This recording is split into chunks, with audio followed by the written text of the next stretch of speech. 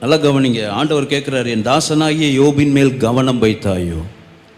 சாத்தான் யார் மேலே கவனம் வைப்பான் அப்படின்னா, அவனுக்கு யார் இடையூறு உண்டு பண்ணுறாங்களோ அவங்க மேலே தான் கவனம் வைப்பான். எந்த சபை அவனுக்கு இடையூறு உண்டு பண்ணுகிறதோ அந்த சபையின் மீது தான் அவனுடைய கவனம் திரும்பும்.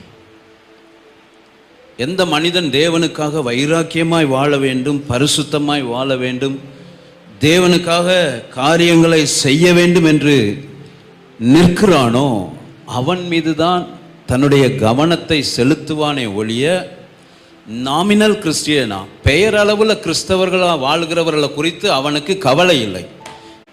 ஆனால் ஒரு இருதயம் தேவனுக்காக பற்றி எரிகிற இருதயம் இருக்கும்னா அவங்கள சும்மா விட மாட்டான், அவங்கள மீது கவனம் வைப்பான்.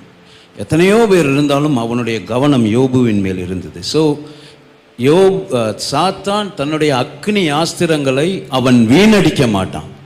இன்னும் ஒரு வகையில் சொல்கிறேன்னா, சோம்பேறி கிறிஸ்தவர்கள், பெயரளவு கிறிஸ்தவர்கள் மீது தன்னுடைய அக்னி ஆஸ்திரங்களை அவன் வீணடிக்க மாட்டான். He doesn't waste.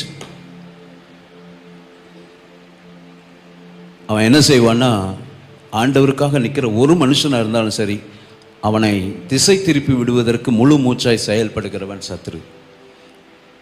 இந்த காலை வேளையில் என் ஜீவியம் எப்படி இருக்குதுன்னு யோசிச்சு பார்ப்போம். சத்ருவுக்கு இடையூறு உண்டு பண்ணுகிற ஒரு வாழ்க்கை என்கிட்ட இருக்குதா? அல்லது அவன் வந்தான்னா இவனும் நம்மால் தான் அப்படின்ட்டு போகிற ஒரு வாழ்க்கை இருக்குதா?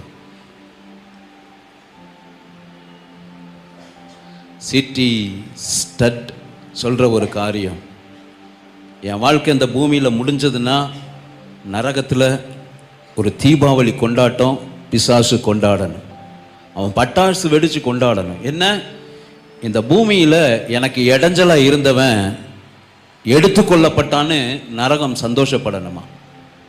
அப்படி ஒரு வாழ்க்கை நான் வாழ விரும்புகிறேன்னு சொல்லி சொன்னவர் தான் சிட்டி ஸ்டட். இங்கிலாந்து தேசத்தில் கிரிக்கெட் பிளேயராக இருந்தவர். ஆண்டவரை அறிந்து கொண்ட பின்பு ஆப்பிரிக்கா தேசத்துக்கு மிஷனரியாய் சென்றவர். தன்னுடைய சொத்துக்கள் அனைத்தையும் ஊழியத்திற்கு வாரி வழங்கிவிட்டு மிஷனரியாய் சென்று தன்னுடைய ஜீவியத்தை மிஷனரியாகவே ஆப்பிரிக்காவில் முடித்தவர். அவர் சொன்ன காரியம், நான் இந்த பூமியை விட்டு போயிட்டேன்னா நரகத்தில் பிசாசுகள் கொண்டாடணும்.